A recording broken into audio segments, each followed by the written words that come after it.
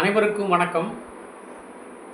Gold medalist Hindi guide வழங்கும் கற்க கசடர நிகழ்ச்சிக்கு தங்களை வரவேற்பதில் பெருமகிழ்ச்சி அடைகின்றேன். सबको सादर प्रणाम. गोल्ड मेडलिस्ट हिंदी गाइड प्रस्तुति कर्क कसडर कार्यक्रम पर आप सबका हार्दिक स्वागत है. आज का शीर्षक हिंदी साहित्य सदन मंच पर हिंदी साहित्य समालोचना नामक एक नया स्तंभ आज शुरू कर रहे हैं. इस स्तंभ के आधार पर हमारे प्राचीन कवियों के रचनाएँ, खास करके दोहे जो दक्षिण भारत हिंदी प्रचार सभा के सभी परीक्षाओं के लिए लागू है, यानी सिलेबस के अंतर्गत हैं, उन दोहों के बारे में आलोचना करने वाले हैं. इस सिलसिले में आज शुरुआत के अंतर्गत कबीरदास के बारे में हम कुछ जानकारी प्राप्त करेंगे और साथ ही उनके कुछ दोहों के बारे में विचार विमर्श करेंगे. कबीरदास का जन्म काशी के पास 15वीं सदी में लहर तालाब नामक गांव में हुआ. वहाँ पर लहर तालाब एक तालाब है, वो छोटा गांव भी है. तो वहाँ उस समय के प्रसिद्ध महान श्री गुरु रामानंद पधारे हुए थे.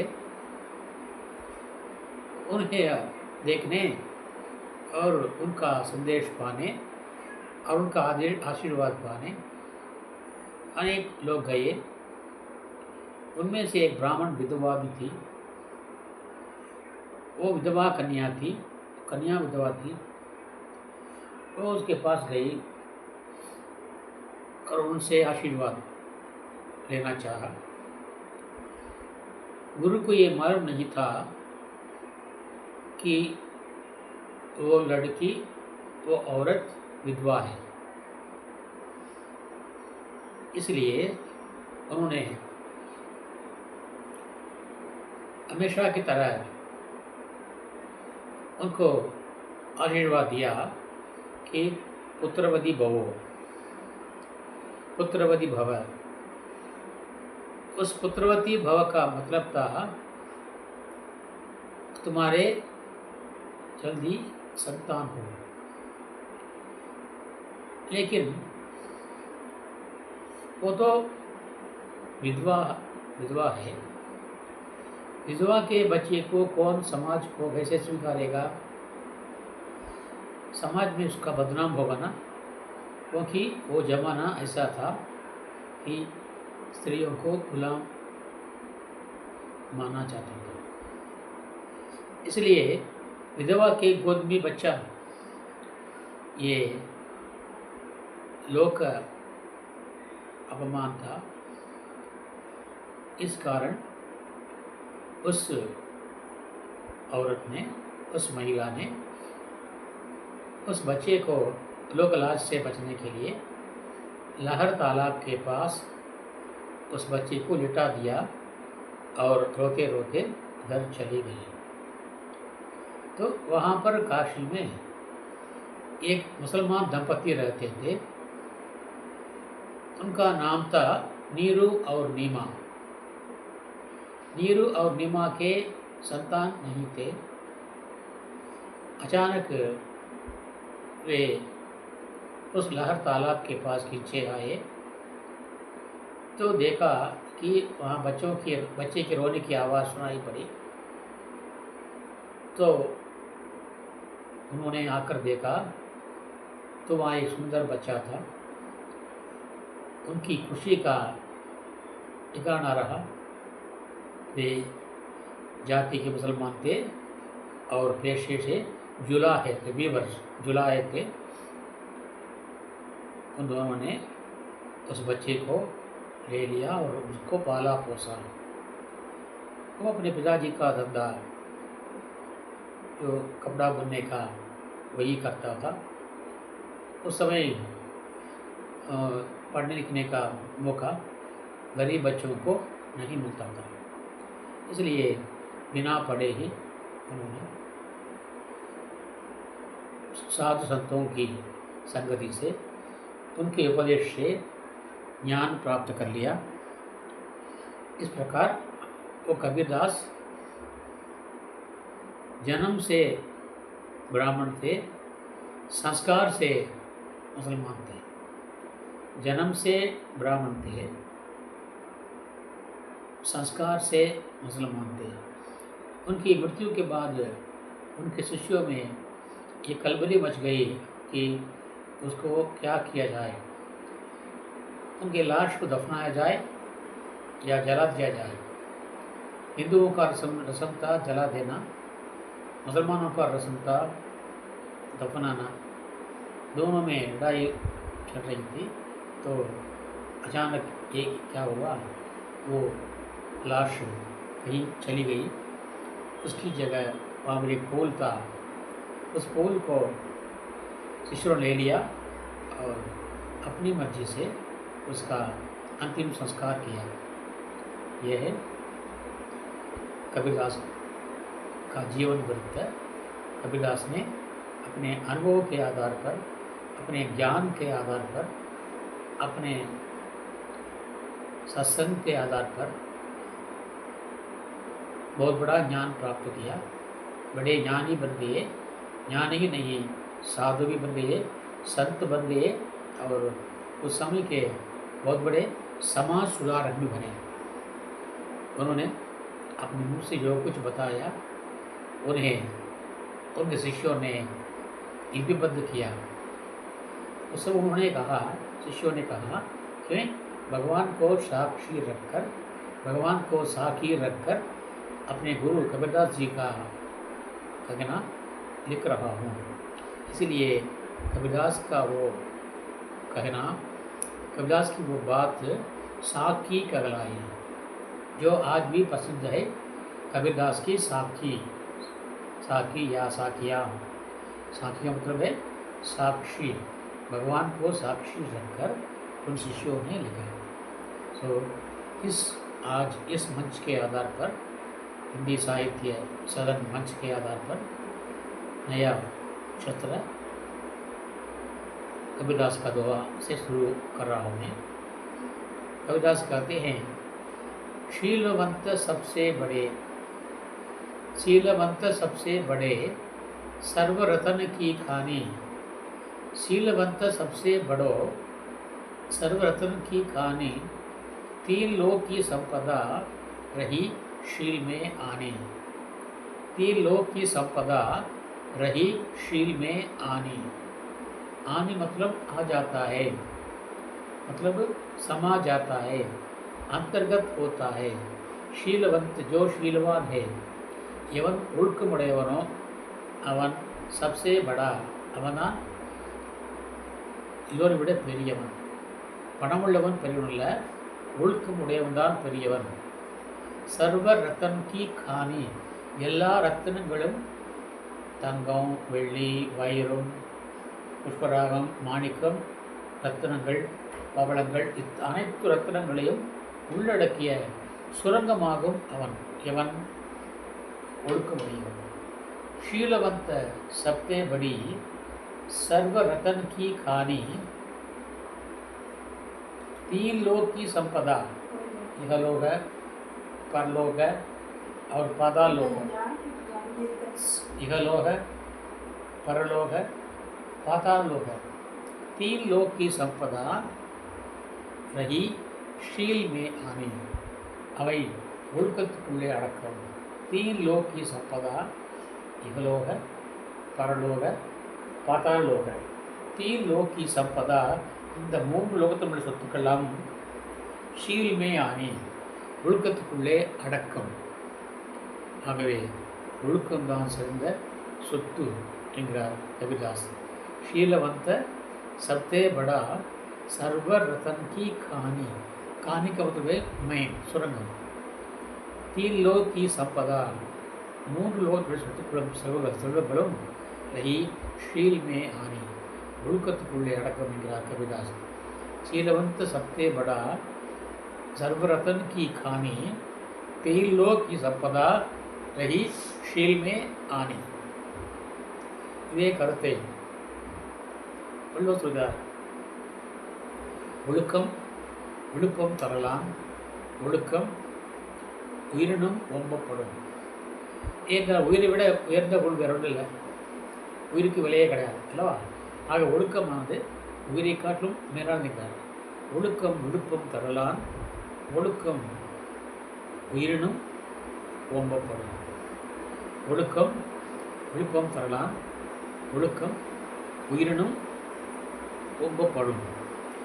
அடுத்ததாக சொல்கிறார், அவர் குரல் சொல்கிறாரு, நன்றிக்கு வித்தாகும் நல்லொழுக்கம் தீய ஒழுக்கம் என்றும் இடும்பை தரும் என்றார். நன்றிக்கு வித்தாகும் நல்லொழுக்கம், நல்ல பண்புகளுக்கு விதையாக இருப்பதுதான் நல்ல ஒழுக்கமானது. அப்புறம் போது தீய ஒழுக்கம் கெட்ட பழக்கங்கள் பழகி இருந்தால் அவை எப்போதும் நமக்கு இடும்பை தரும். இடும்பை என்றால் துன்பத்தையே தரும், துன்பமே தரும். ஆகவே ஒழுக்கம் நம் உயிரை விட மேலானது, எந்த துன்பத்தையும் நம்மை அண்டவிடாமல் தடுக்கும் என்பது இந்த குரலுடைய பொருள். அதே பொருளைத்தான் கபிதாஸ் சொல்கிறார். சீலவந்த சப்தே படா सर्वरतन की खाने, 3 लोक की संपदा रही शील में आनी. महात्मा गांधी ने कहा था, if wealth is lost, nothing is lost. If health is lost, something is lost. If character is lost, everything is lost. धन गया तो कुछ नहीं गया, स्वास्थ्य गया तो कुछ गया, मगर चरित्र गया तो सब कुछ गया. Everything is lost, but is cat is lost, everything is lost. ஆகவே ஒழுக்கம் இழந்து விட்டால் அனைத்தையும் இழந்தது போல. ஆகவே ஔவையார் சொல்கிறார், ஒழுக்கமே உயர்வு தரும், ஒழுக்கமே உயர்வு தரும். ஒழுக்கம் இல்லாதவன் உயர்வை அடைய மாட்டான், அவன் தாழ்ந்து போவான். இப்படியாக ஒழுக்கத்தை இங்கே முன்னிலைப்படுத்தி நம்முடைய முன்னோர்கள் வைத்திருக்கிறார்கள். இன்றைக்கும் தொடர்கிறது. இன்றைக்கும் எவ்வளவு பெரிய பணக்காரனாக இருந்தாலும் கூட ஒழுக்கம் இல்லாதவனாக இருந்தாலும் அவனுக்கு சமுதாயத்திலே மதிப்பு கிடையாது. இரண்டாவது, அவனுக்கே அவன் வாழ்க்கையே மன நிறைவாக இருக்காது. ஆகவே ஒழுக்கமே சிறந்தது, ஒழுக்கமே சிறந்தது, ஒழுக்கமே நம் உயிர் போல என்று சொல்லி இன்றைய பதிவை நிறைவு செய்கின்றேன். நாளை இதே போல ஒரு தலைப்புடன் தன்னை சந்திக்கின்றேன். இன்றைய சிந்தனை என்ன? தாய் தந்தை. தாய் தந்தை, நம்முடைய தாய் தந்தையை பற்றி இன்றைக்கு சிந்தனையிலே பார்ப்போம். நம்முடைய முன்னோர்கள் சொல்லியிருக்கிறார்கள், மாதா பிதா குரு தெய்வம். மாதா பிதா குரு தெய்வம். ஆக 4 பேரும் தெய்வங்களா என்று சொன்னால் அப்படி கிடையாது. தெய்வம் ஒன்று தானே, 4 தெய்வம் ஆகும். அவருடைய கருத்து அது இல்லை. மாதா பிதா கோ திகாத்தி ஹே, தாயார் தன்னுடைய பிள்ளைக்கு அப்பாவை காண்பிப்பார். இதுதான் அப்பா, அவங்க அப்பா என்று தாய் சொல்லித்தான் இந்த பிள்ளைக்கு தெரியும், குழந்தைக்கு தெரியும். முன்னோர்கள் சொல்வார்கள், தாயறியா சூழ் உண்டோ என்பார்கள். தாயறியா சூழ் உண்டோ, சூழ்ல கரு என்பார்கள். ஆக நம்முடைய தாய் சொல்லித்தான் நமக்கு தந்தையை தெரியும். ஆகவே தாய் தந்தையை காட்டுகிறாள். மாதா பிதா கோ திகாத்தி. சரி, பிதா அப்பா யாரை காட்டுகிறார்? இந்த வயது வந்தவுடனே நம்மை பள்ளிக்கு அழைச்சிட்டு ஆசிரியரை காட்டி, குருவை காட்டி, இந்த அப்பா குரு, நீங்களிடம் பாடம் கற்றுக்கொண்டு அப்பா गुरुவை காட்டுகிறார். माता पिता को दिखाती है, पिता गुरु को दिखाते हैं. गुरु किसको दिखाते हैं? गुरु யாரை காட்டுகிறார்? भगवान को दिखाते हैं, கடவுளையே காட்டுகிறார். அங்கே யார் பெரியதில்லை? பெரியது கடவுள். கடவுளையே யார் காட்டுகிறாரோ அவரே நமக்கு பெரியவர் என்ற கருத்து தான் மாதா பிதா குரு தெய்வம் என்பது. ஆகவே தாயார் தந்தையை காட்டுகிறார், தந்தை குருவை காட்டுகிறார், குருவோ தெய்வத்தையே காட்டுகிறார். ஆகவே கவிதாஸ் சொல்கிறார், எனக்கு தாயை விட தந்தையை விட குருவே உயர்ந்தவர் என்கிறார். அவரிடம் கேள்வி கேட்கிறார்கள், குருவே உங்களுக்கு முன்பாக ஒரு பக்கம் கடவுள் லார்டு கோவிந்தாவும் ஒரு பக்கம் குருவும் என்றால் நீங்கள் முதலில் யாரை கும்பிடுவீர்கள், யாருடைய பாதத்திலே விடுவீர்கள்? அன்றைக்கு கும்பிடும்போது அன்றைக்கு கால் விடுவதாக கும்பிடுது. இன்னைக்கு மாதிரி hi hi sir bye sir அதெல்லாம் கிடையாது. நமக்கு சாஸ்தா நமஸ்காரம் விழுந்து வணங்குவதுதான் அன்றைக்கு வணக்கம். ஆக நீ யாரை வணங்குவாய், கடவுளையா அல்ல குருவையா என்று கேட்கிறார்கள். அது கவிதாஸ் சொல்கிறார், நான் குருவைத்தான் முதலிலே வணங்குவேன். ஏன் அப்படி என்போது எனக்கு கடவுள் இருக்கா காண்பித்ததே குரு தான். கடவுளை நேராக வந்து எனக்கு வந்து யாரையும் காண்பிக்கவில்லை, குரு தான் எனக்கு கடவுளையே காண்பித்தார். ஆகவே நான் குருவுக்குத்தான் முதலிடம் தருவேன், முதல் மரியாதை தருவேன் என்று அவர் சொல்கிறார். அந்த கருத்தை பாருங்கள். கவிதாஸ் சொல்கிறார், குரு கோவிந்த் தோவு கடே காக்கே லாகோ பாய் பலிஹாரி குரு ஆப்னே கோவிந்த் தியோ பத்தாய். இதை எல்லா மாணவர்களும் அறிவார்கள், நன்கு மனப்பாடம் செய்து பார்க்கிறேன். குரு கோவிந்த் தோவு கடே காக்கே லாகோ பாய். உனக்கு முன்னாலே குரு நிற்கிறார், லார்டு கோவிந்தா நிற்கிறார். காக்கே லாகோ பாய், பாய் என்றால் பாதம். நீ யார் பாதத்தையும் முதல் தொட்டு வணங்குவாய், யாருக்கு நமஸ்காரம் செய்வாய், சாஸ்திரா நமஸ்காரம் செய்வாய். அது கவிதா சொல்கிறார், பலிஹாரி குரு ஆப்னே, என்னுடைய குரு எனக்கு தியாகம் செய்து எனக்கு தெய்வமாக இருந்து அனைத்தையும் கற்பித்தார், அவரே எனக்கு கடவுளையும் காண்பித்தார். கோவிந்த் பத்தாதியா, பலிஹாரி குரு ஆப்னே கோவிந்த் தியோ பத்தாய். கடவுளையே எனக்கு கற்றுக் கொடுத்தவர் ஆசான் தான், அதாவது குரு தான். ஆகவே நான் குருவையே முதல்ல வணங்குவேன் என்கிறார் இங்கே கபீர்தாசன். குரு கோவிந்த் கோவு கடே காக்கே லாகோ பாய் பலிஹாரி குரு ஆப்னே கோவிந்த் தியோ பத்தாய். இதெல்லாம் உங்களுக்கு இந்த ஹிந்தி ஜாசபா தேர்வுடைய மாணவர்களுக்கு மனப்பாடம் செய்யலாம் கேட்பார்கள். அது நீங்கள் மனப்பாடம் செய்து கொள்ளலாம். அதுக்கு நீங்கள் டியூன் போட்டுக்கங்க. டியூன் போட்டுக்கொண்டால் ஈஸியாக மறக்காமலே இருக்கும். எப்படி? குரு கோவிந்தோ கடே காக்கே லாகோ பாய் பலிஹாரி குரு ஆப்னே கோவிந்தியோ பத்தாய். இந்த டியூன் நீங்கள் எல்லா துவாக்கும் போடலாம், எல்லா துவாக்கும் போடலாம். शीलवंत सबसे बड़ा सर्वरतन की कहानी तीन लोक की संपदा रही चील में आनी. எல்லா துவாக்களும் வந்து 24 மாதம் இருப்பதனால இது இந்த டியூனுக்கு துவாக்கள் அனைத்தும் கற்றுப்படும். ஆகவே நீங்கள் மனப்பாடம் செய்கின்ற பொழுது இப்படி டியூன் போட்டு நீங்கள் கற்றுக்கொள்ளுங்கள்.